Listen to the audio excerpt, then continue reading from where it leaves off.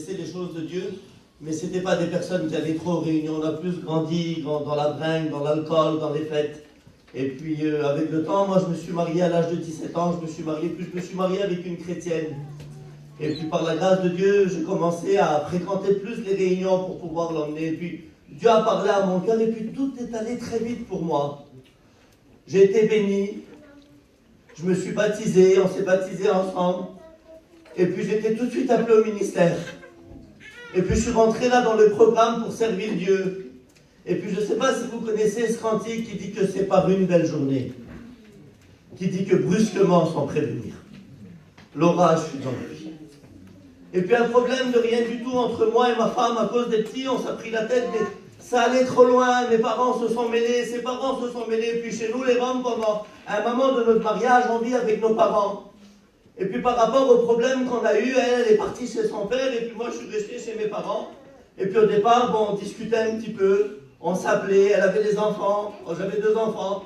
On s'appelait, je lui disais t'inquiète pas, c'est une épreuve, prie le Seigneur. Puis elle de son côté, elle me disait pareil. Mais au fil du temps, au bout de quelques jours, l'ennemi s'est infiltré dans ces querelles. Et puis il mettait la haine dans mon cœur, parce que c'était difficile que je récupère mes enfants. Et c'était difficile de trouver la paix. Vous savez, nos parents, ils n'étaient pas chrétiens. Et c'était compliqué de trouver la paix, de trouver un terrain d'entente. Alors 1 jour, 2 jours, est passé 5, 10, 15, 20 jours. Et puis moi, à force d'être dans mon quotidien, eh bien, je priais plus. Je lisais plus la Bible. J'allais plus trop aux réunions. Et puis au bout d'1 mois, la haine est rentrée dans mon cœur. Et là, je voulais faire comme du mal à ces personnes-là qui m'empêchaient de prendre mes enfants.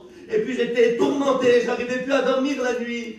Je le dis, je ne sais pas pourquoi je le dis ce soir, mais l'après-midi, si vous m'aurez vu, j'étais vraiment l'homme à suivre. Je m'habillais, je rigolais, personne ne me voyait. Il semblerait que ce masque tombait et je vivais réellement qui j'étais. Je vivais cette angoisse, je vivais cette anxiété. La présence de Dieu me manquait, la paix dans mon foyer me manquait. Et un soir, j'ai prié Dieu que c'est beau lorsque tu pries Dieu.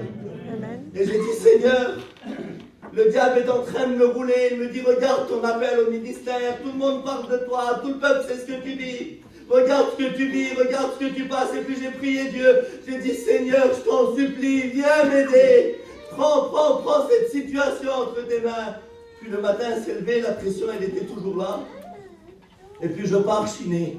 Parce que dans ma dépression que je vivais, la seule solution qui me donnait la paix, c'était de 9h à 16h, c'était quand je partais chiner.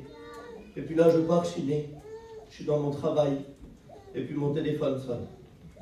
Et puis lorsque mon téléphone sonne, c'est une femme qui m'appelle avec un accent africain. Et puis elle me dit un mot, elle me dit, monsieur, je vous appelle pour vous dire ce mot-là. Ne vous inquiétez pas, tout va bien se passer. Puis elle dit ça. Elle dit, faites le bien, ne faites pas le mal, et vous verrez que tout va bien se passer.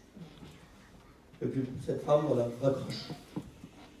Mais toute la journée, du matin au soir, j'écoutais la voix qui me parlait, ça retentissait dans mon cœur, dans ma conscience, ne vous inquiétez pas, tout va bien se passer.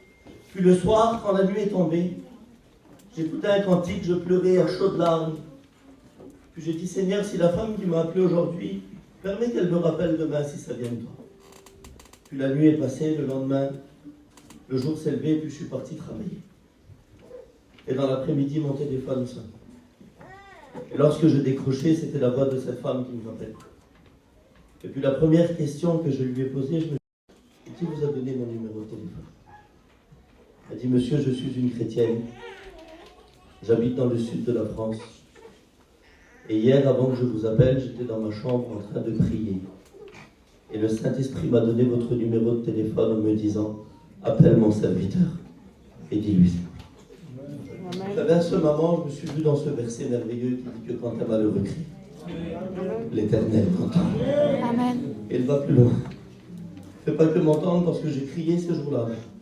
J'ai crié devant mes parents, j'ai crié devant des hommes du peuple, j'ai crié devant des juges, j'ai crié devant des personnes importantes. Mais ils n'ont rien pu faire.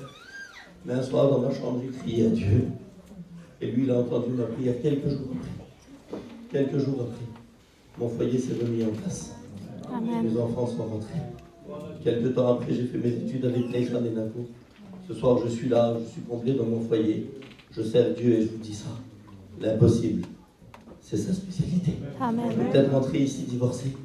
Tu es peut-être rentré ici au bout du boulot. On ne peut plus. Eh bien, écoute ce mot, écoute ce mot. Jésus, il a pas dit son dernier mot. Amen. Si tu le pries, il lâche. Et je voudrais vous dire ce que j'ai trouvé en Dieu. J'ai trouvé la paix. Amen. Et j'ai trouvé la joie. J'ai vu que vous êtes une église qui chante. Et puis moi, je ne sais pas chanter. Mais quand une église chante, j'aime bien chanter avec eux. Je voudrais qu'on chante ce cantique ensemble. Les chrétiens, vous voulez qu'on chante, j'ai trouvé la paix?